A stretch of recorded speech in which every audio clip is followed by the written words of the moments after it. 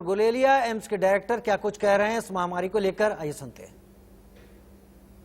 यहाँ उनके पास फैसिलिटीज भी हैं और ऐसी कोई कोमॉर्बिडिटी नहीं है जिसके लिए उनको एडमिट होने की जरूरत है।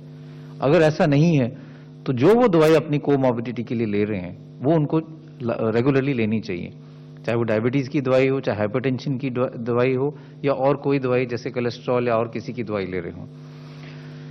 जो हम आम सिम्टम देखते हैं कोविड में, वो बुखार है, जुकाम, नजला, गले में खराश, खांसी, उसकी जो हम सिम्टोमेटिक ट्रीटमेंट है वो करना जरूरी है। चाहे बुखार के लिए आप पैरासीटामोल ले लो, एंटी एलर्जिक ले सकते हैं जुकाम के लिए, और खांसी के लिए कोई भी कफ सिरप ले सकते हैं। साथ में नमक के गरारे और स्टीम जो है, भाप जो है वो ले सकते हैं दिन में 2 दफा। इससे भी कई मरीजों को आराम मिलता है। अगर आपका बुखार जो है वो पैरासीटामोल जो हम कहते हैं कि आप 650 मिलीग्राम दिन में 4 दफा ले सकते हैं, उससे कम नहीं हो रहा है तो अपने डॉक्टर से संपर्क करें और आप दूसरी कोई दवाई जिससे बुखार कम हो सकता है, जिनको हम कहते हैं non steroid anti inflammatory drugs जैसे नेप्रोक्सोन है या इब्यूजेसिक है, उस टाइप की दवाई भी ले सकते हो जिससे आपका बुखार कम हो जाए। क्योंकि कई मरीज ऐसे हैं तो ये कहते हैं कि पैरासीटामोल से उनका बुखार नीचे नहीं आ रहा, अभी भी 101 102 पे है, तो तब अपने डॉक्टर से संपर्क करके दवाई थोड़ी चेंज कर सकते हैं। हम ये भी एडवाइस करते हैं कि आइवरमेक्टिन जो एक दवाई है वो रोज 1 गोली ले सकते हैं 3 से 5 दिन के लिए।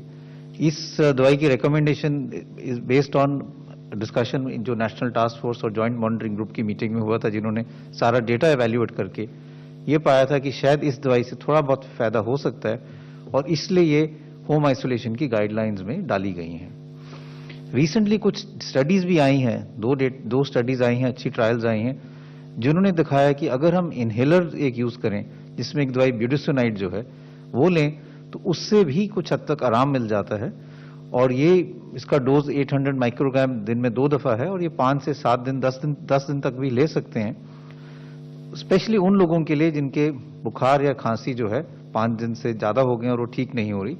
तो ये जो दवाई है ये इनहेल्ड स्टेरॉइड्स है, ये फेफड़े में जाके आराम देते हैं और इसमें काफी अच्छा डेटा है कि ये इफेक्टिव है।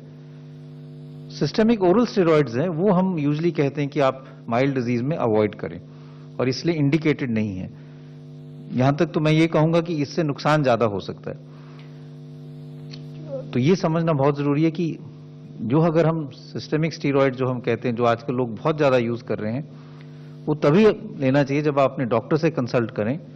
और नॉर्मली जब 7 दिन से ज्यादा हो गए हो और बुखार हो रहा है या सैचुरेशन आपकी कम हो रही है, तब सिस्टेमिक स्टेरॉइड जो है वो डॉक्टर से संपर्क करके ही शुरू करना चाहिए। बहुत जल्दी शुरू करने में ज्यादा नुकसान है।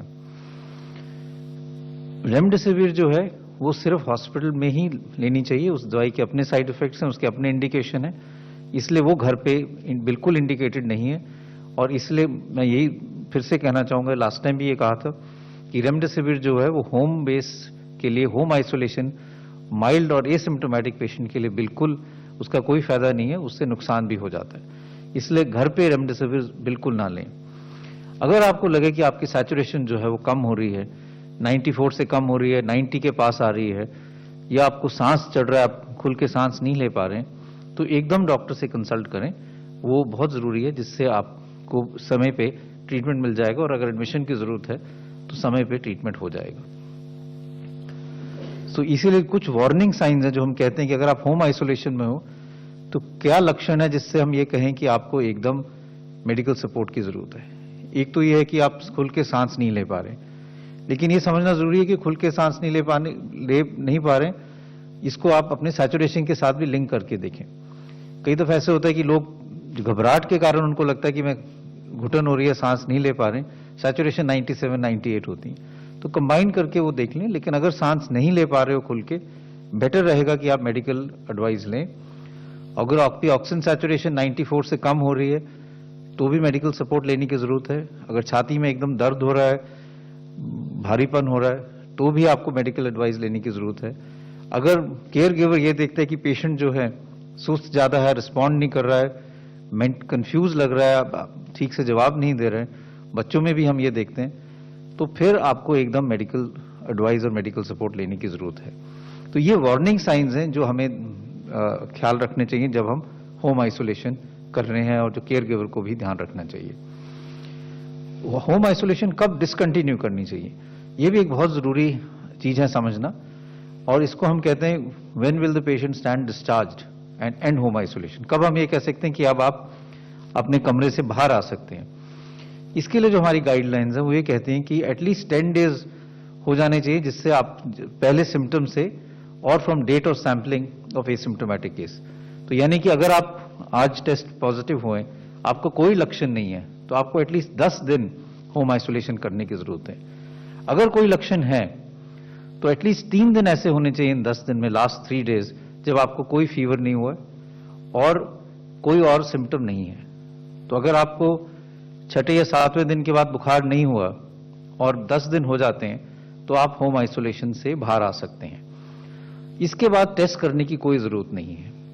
ये गाइडलाइन इसलिए की डाली गई हैं बेस्ड ऑन साइंटिफिक लिटरेचर, क्योंकि ये देखा गया कि जो माइल्ड केसेस हैं, जो एसिम्प्टोमेटिक हैं, 7वें 8वें दिन के बाद जो वायरस है वो एकदम डेड हो जाता है और उसके chance of infectiousness is not there, यानी कि वो व्यक्ति और किसी को अब इन्फेक्शन नहीं दे सकता।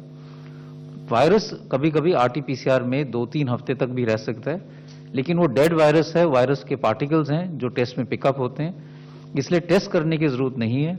अगर आप 10 दिन हो गए हैं एसिम्प्टोमेटिक हो, या 10 दिन हो गए और इससे पिछले 3 दिन में आपको बुखार नहीं हुआ है, तो आप होम आइसोलेशन से बाहर आ सकते हैं।